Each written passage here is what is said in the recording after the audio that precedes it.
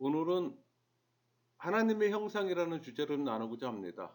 제 그 첫 강의 하나님의 형상과 그 두 번째 강의 하나님의 형상, 인간의 속성, 양심이라는 강의에도 불구하고 또 질문이 있었어요. 그래서 그 질문을 중심으로 해서 다시 보충하고자 합니다. 그래서 세 번째 시간이 됩니다. 여러분, 성경이 가르치는 인간만이 지닌 독특성은 뭘까요? 성경은 인간만이 하나님의 형상대로 이 창조되었다는 점에서 인간의 독특성을 찾습니다. 그러니까 성경은 다른 피조물들과 구별되게 인간만이 하나님의 형상대로 지음받았다고 가르치고 있어요. 그게 우리 창세기 1장 27절 말씀이잖아요. 하나님이 자기 형상 곧 하나님의 형상대로 사람을 창조하시되 남자와 여자를 창조하시고, 그러니까 하나님의 형상으로 모든 피조물과 구별되는 인간이 만물의 영장이 될 수 있었던 겁니다. 그러니까 인간은 하나님의 생각으로 지은 이 피조물에 머무는 것이 아니라 하나님의 형상 그 자체예요. 그리고 바로 여기서 인간만이 지니는 존엄성이 부각되는 겁니다. 여러분, 형상 또는 모양, 이 용어가 갖는 의미는 뭘까요? 이 형상의 그 히브리어는 젤렘입니다. 그러니까 의미는 형상, 닮음, 모형, 그런 의미를 갖고 있어요. 이 단어는 본래 뭐 새겨넣다, 깎아내다, 동사에서 유래된 것으로 어떤 사물을 그 조각하는 광경을 그 묘사하는 데 사용되는 단어예요. 그 반면에 모양은 히브리어로 너무트입니다. 마찬가지로 형상, 닮음, 이 모양의 의미가 있어요. 이 단어는 원래 뭐뭐가 비슷하다라는 동사에서 유래된 겁니다. 그러니까 이 두 단어는 성경에서 동의어로 또는 교대적으로 사용되고 있어요. 그게 이제 창세기 1장 26절, 27절, 창세기 5장 1절, 9장 6절 다 그렇게 형상, 모양, 형상 이런 식으로 표현되어 있잖아요.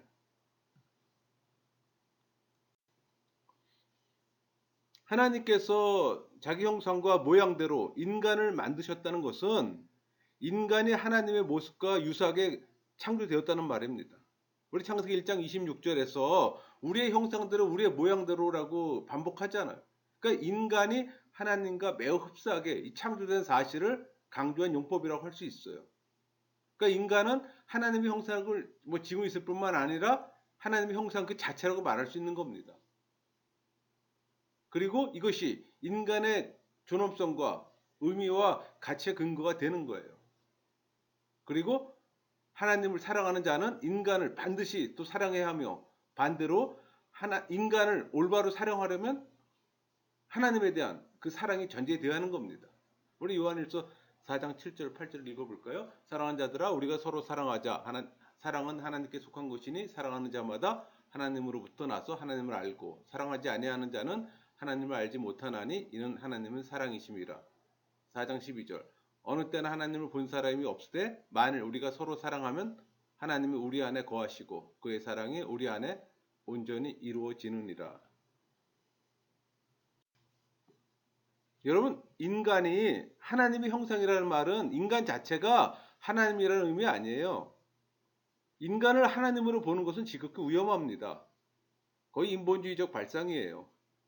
이교적인 사상이고, 우리 동학의 인내천 사상 학교 다닐 때 들어봤죠, 많이. 사람이 하늘이라는 사상의 그 대표적인 신뢰입니다. 근데 성경에서 인간이 하나님의 형상이라고 할 때 인간이 어떤 점에서 하나님과 같은 존재이며 하나님을 대표하는 존재라는 겁니다. 그러니까 유한한 피조물인 인간은 결코 무한하고 영원하신 창조주 하나님과 비교조차 할 수 없는 존재예요. 다만 인간은 하나님의 소성 일부를 닮았을 뿐이에요.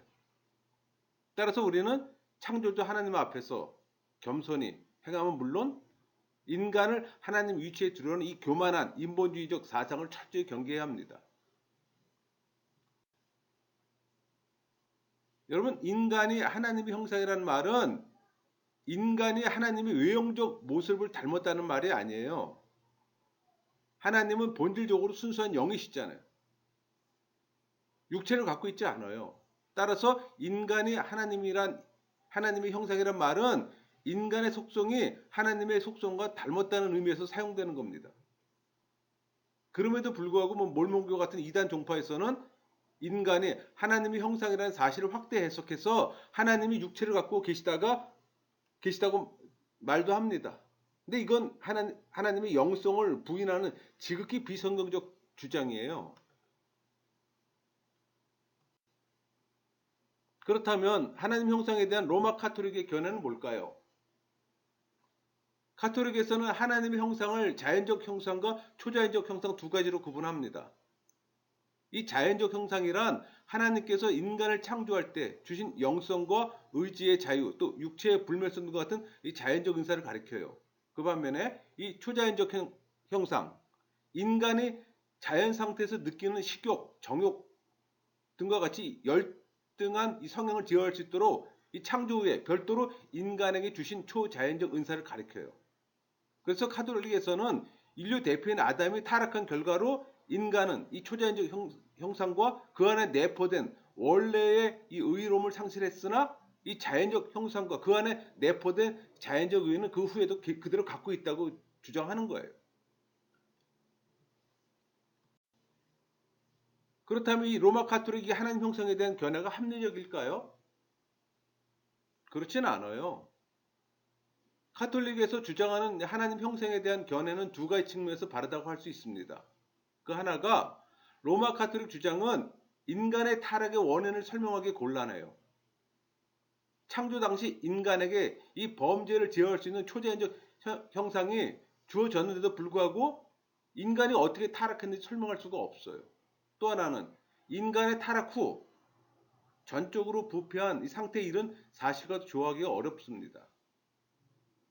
그러니까 타락으로 이 원래의 의로움을 상실했다 할지라도 자연적 의는 갖고 있다고 하나 인간은 현실적으로 보더라도 이 도덕적으로 극히 타락한 상태에 처해 있는 겁니다. 그러니까 카톨릭의 이 하나님의 형상과는 인위적인 어떤 비성경적 사상이므로 우리 신앙인들은 이걸 마땅히 배척해야 되는 겁니다. 그렇다면 이 하나님 형상에 대한 성경적 견해는 뭘까요? 전통주의 신학자들은 넓은 의미의 하나님 형상을 영성, 만물에 대한 통치권, 육체 등을 또 말합니다. 좁은 의미로 하나님 형상은 참지식, 의로움, 거룩으로 구분해요. 그러니까 여러분들이 이 정도는 개념적으로 이해가 좀 돼야 됩니다. 그러니까 넓은 의미의 하나님 형상은 인간의 타락 이후에도 남아서 인간을 동물들과 구분시켜 준다고 얘기합니다. 이 좁은 의미의 하나님의 형상은 인간의 타락으로 상실되었고 또 그리스도의 믿음으로 그의 의를 힘입어 회복할 수 있다고 얘기를 하는 겁니다.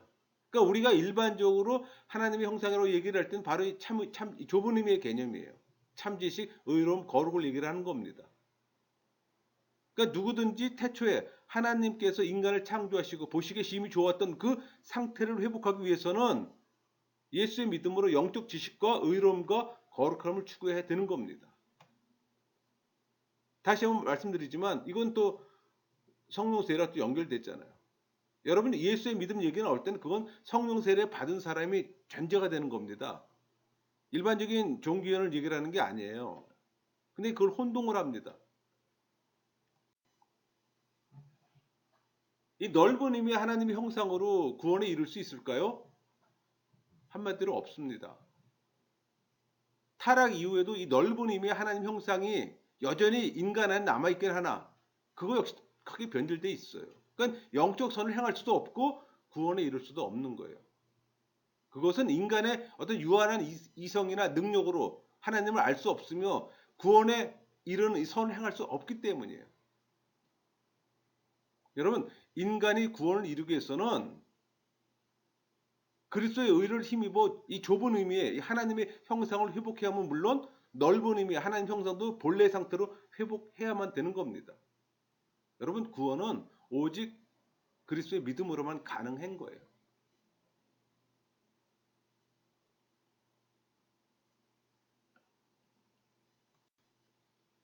이 넓은 의미의 이 하나님의 형상의 하나의 영성이란 뭘까요? 그러니까 영성은 육체에 대응하는 개념으로 이 영혼 자체를 가리키는 말이 아니라 인간 영혼이 지닌 근본적 속성을 가리키는 거예요. 그러니까 인간은 완전한 영이신 여기 우리 요한복음 4장 24절 하나님이 영이시니 예배하는 자가 영과 진리로 예배할지니라 얘기했잖아요. 영이신 하나님과 교류할 수 있는 근거로 하나님으로부터 영혼을 부여받았어요.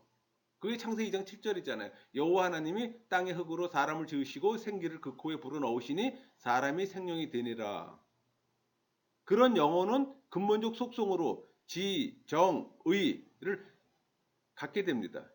이것이 바로 하나님의 형상으로서의 영성인 거예요. 이런 영성은 인간을 동물들과 구분시켜주는 독특한 특징입니다.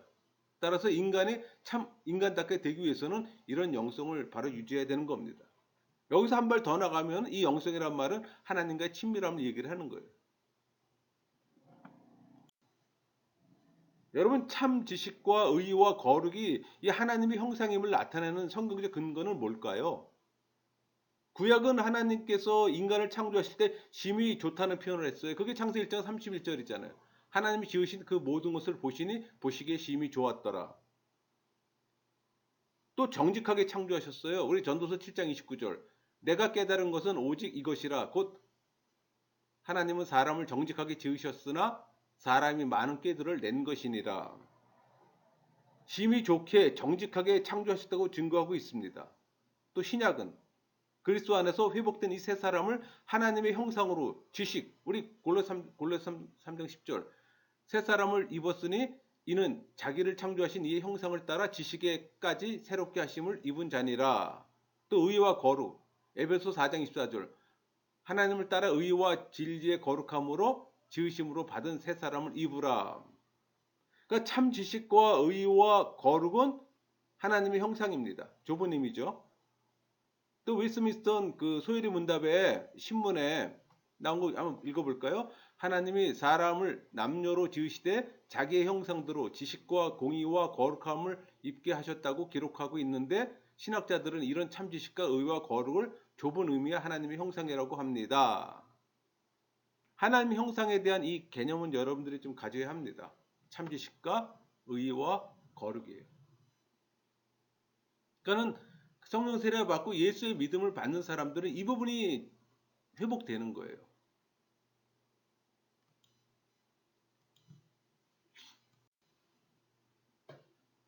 그러면 육체가 어떻게 하나님의 형상이 될 수 있을까요? 하나님은 순수한 영으로 육체가 없으시잖아요. 엄격히 말하면 인간의 육체를 하나님의 형상으로 볼 수 없어요. 그러나 인간에게 있어 육체는 영혼과 연합하잖아요.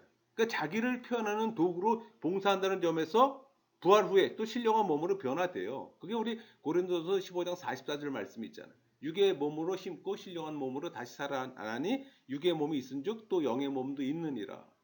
이런 점에서 하나님의 형상으로 하나님의 형상의 하나로 보는 겁니다.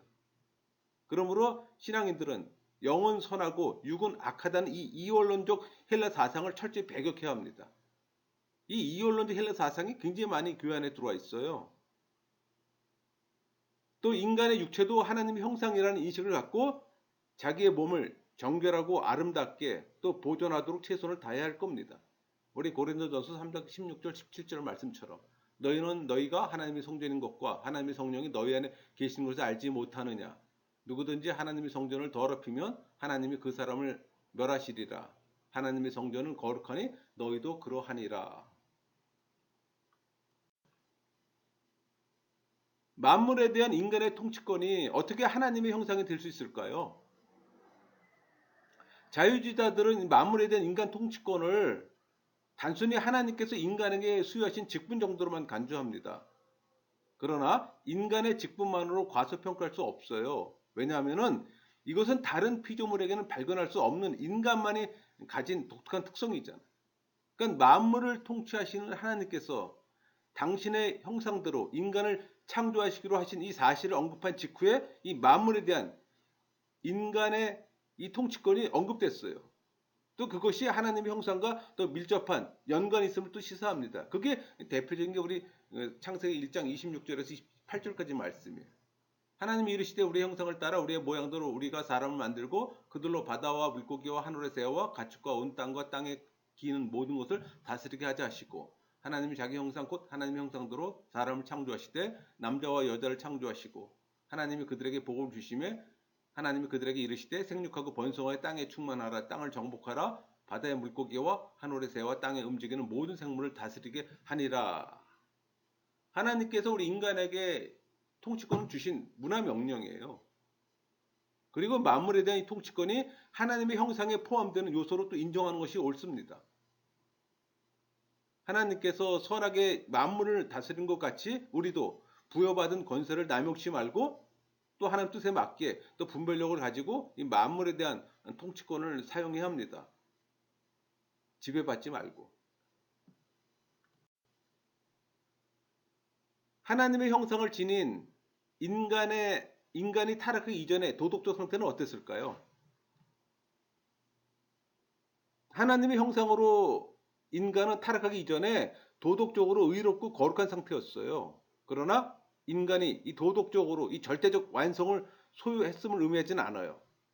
왜냐하면 원시 상태 인간은 죄를 지을 수 있는 가능성이 있었기 때문에 어떤 이는 이때를 가리켜 인간이 아직 종결되지 않은 작품으로 이 조건적인 상태, 곧 상대적인 완전성의 상태라고 얘기하는 자도 있어요. 여러분, 인간의 타락이 그 안에 있는 하나님의 형상에 대한 미친 영향은 뭘까요? 인간은 타락해 부분적으로 이 하나님의 형상을 상실한 건 사실입니다. 또 그러나 여전히 하나님의 형상을 소유하고 있어요.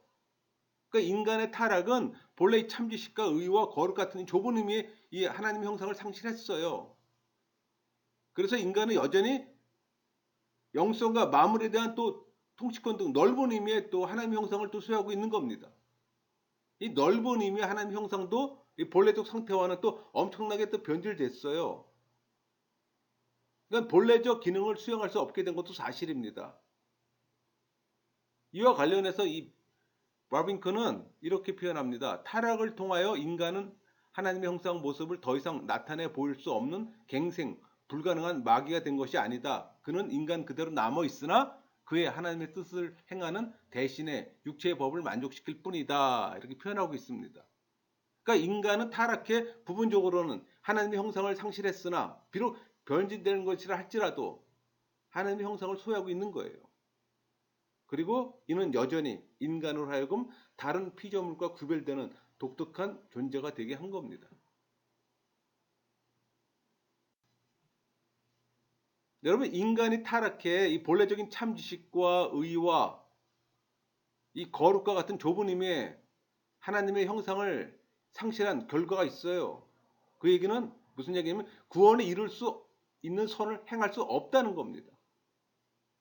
이와 관련해 사도 바울은 우리 로마서에 잘 표현되어 있습니다.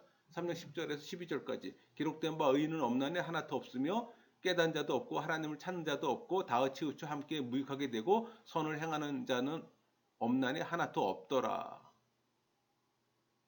이렇게 표현했습니다. 인간의 행위로는 구원을 얻을 수 없게 되었으며 또 구원을 위해서는 하나님 구속의 은총이 필연적으로 요청되게 된 겁니다. 인간이 타락했잖아요.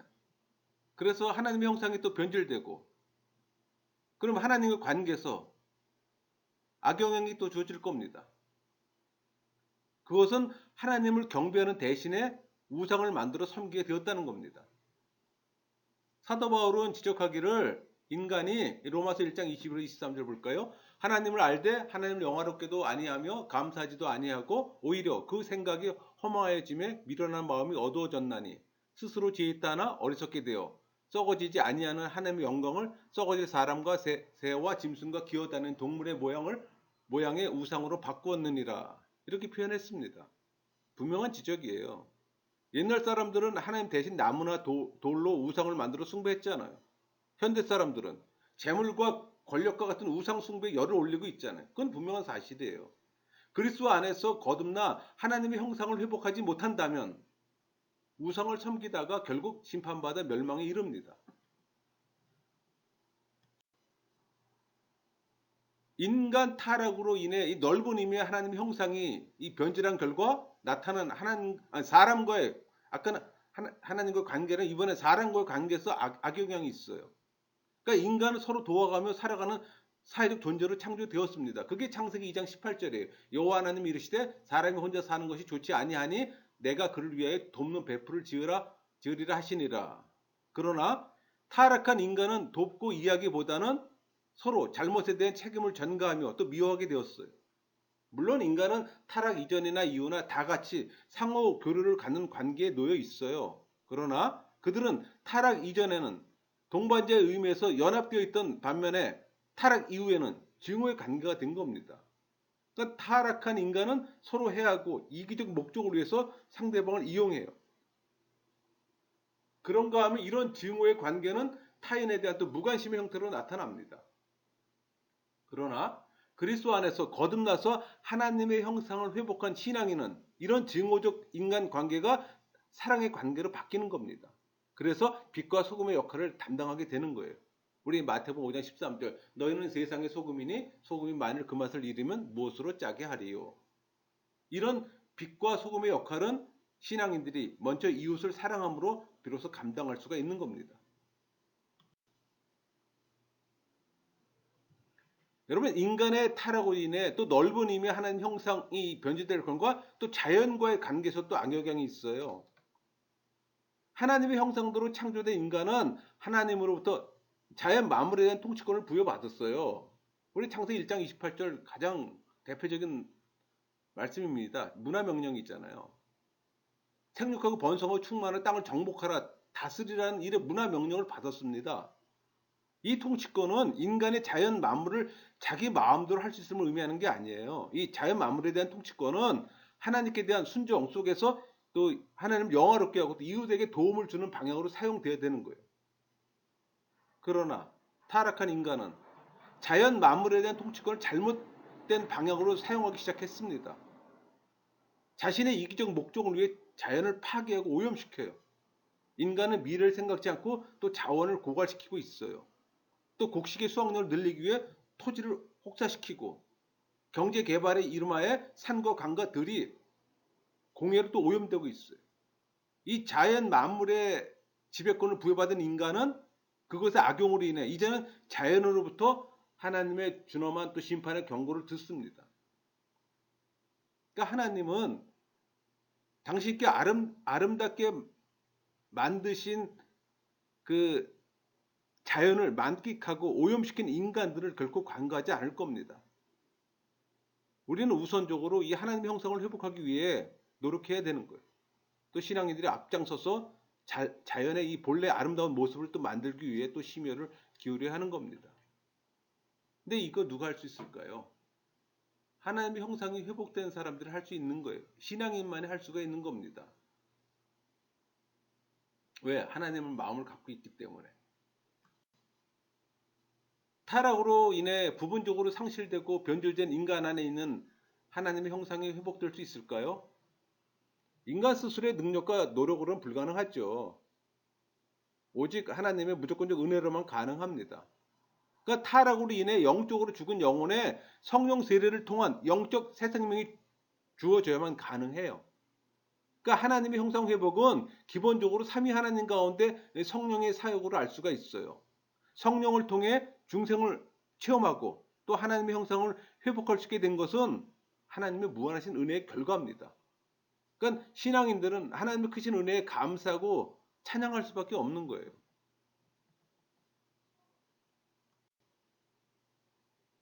여러분 인간은 성령 세례로 하나님의 형상을 온전히 회복할 수 있을까요? 그렇지는 않아요. 성령의 중생케 하시는 사역은 하나님의 형상 회복 과정에 있어서 첫 시작에 불과합니다. 하나님의 형상의 회복은 신앙인을 점차적으로 죄의 오염에서 구해내 하나님과 교제하는 삶을 살도록 하시는 이 성령의 은혜롭고 계속적인 사역과 또 그에 대한 인간의 책임성이 있는 참여로 계속되는 거예요. 그러니까 신앙인을 위한 이 성령의 계속적 사역과 또 인간의 책임성 있는 참여 과정을 구원의 여정에서는 성화의 과정이라고 얘기하는 거예요.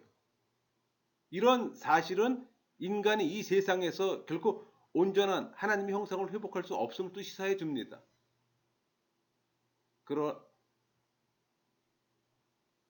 그래서 온전한 이 하나님의 형상 회복은 오직 영원한 하나님 나라에 참여하여 영화롭게 될 때만 가능한 거예요. 그래서 성령 세례 받고 일상의 삶 가운데 성령의 지배를 받는 삶을 살 때 이런 일도 가능한 겁니다. 성령 세례 받지 않으면 결코 있을 수 없는 일입니다, 여러분. 타락한 인간은 성령의 도우심 없으면 결코 회복될 수가 없어요. 그래서 제가 말씀 전할 때마다 성령 세례 받았냐고 물어보고 성령 세례 받지 않았으면 간구해라 그러고, 또 성령 세례 받은 사람 있으면 성령의 지배를 받으라고 자꾸 말씀드리는 이유가 바로 그거예요. 그게 신앙인의 삶이잖아요. 신앙인들이 성령의 지배 받지 않으면 말이 안 되잖아요. 그럼 뭐 사단의 지배를 받습니까? 둘 중에 하나예요. 흑과 백이에요, 여러분. 인간이 하나님의 형상을 회복한다는 것은 뭐 타락전 아담과 하와처럼 된다는 의미가 아니에요. 인간이 하나님의 형상을 회복한다는 것은 인간이 도달할 수 있는 최상의 상태에 이르게 된다는 걸 의미합니다. 그러나 원시 상태 인간은 죄를 짓지 않을 수도 있고 죄를 지을 수 있는 존재로서 타락과 죽음의 가능성을 지니고 있기 때문에 영화로운 상태와는 구별되는 거예요. 완전 구별되는 겁니다. 영화의 단계에 있는 인간은 이런 원시 인간의 도덕적 상태를 초월해요. 그러니까 하나님 나라의 이론이 되었잖아. 그에게 또 영화롭게 된 인간은 죄를 지을 수도 없고 따라서 죽을 수도 없는 존재인 겁니다. 그게 우리 이사야자 25장 8절 말씀. 사망을 영원히 멸하실 것이라 주 여호와께서 모든 얼굴에 눈물을 씻기시며 자기 백성의 수치를 온 천하에 제하시리라. 여호와께서 이같이 말씀하셨느니라. 우리 고린도서 15장 42절. 죽은 자의 부활도 그와 같으니 썩을 것을 심고 썩지 않을 것으로 다시 살아나며, 이 썩을 것이 썩지 아니함을 입고 이 죽을 것이 죽지 아니함을 입을 때에는 사망을 삼키고 이기리라고 기록된 말씀이 이루어지리라. 우리 요한계시록 21장 4절. 모든 눈물을 그 눈에서 닦아주시니 다시는 사망이 없고 애통한 것이나 곡하는 것이나 아픈 것이 다시 있지 아니하리니 처음 것들이 다 지나갔음이로라. 인간이 하나님의 형상을 회복한다는 것은 원시 인간의 어떤 상태를 초월한 어떤 최상의 존재가 된다는 것을 우리가 알 수가 있어요. 신앙인은 바로 이런 상태의 되기를 소망하는 자들입니다. 그리고 장차 반드시 이런 상태에 이르게 될 겁니다. 그렇다면 그것을 무엇으로 알 수 있을까요? 그것은 하나님께서는 신실하심으로 그 말씀 또한 신실해 반드시 성취될 것을 믿기 때문입니다. 여러분, 하나님 말씀이 믿어집니까? 믿어져야 됩니다. 하나님 말씀이 믿어지지 않는다면 여러분의 신앙을 점검해 보세요. 말씀을 마치겠습니다.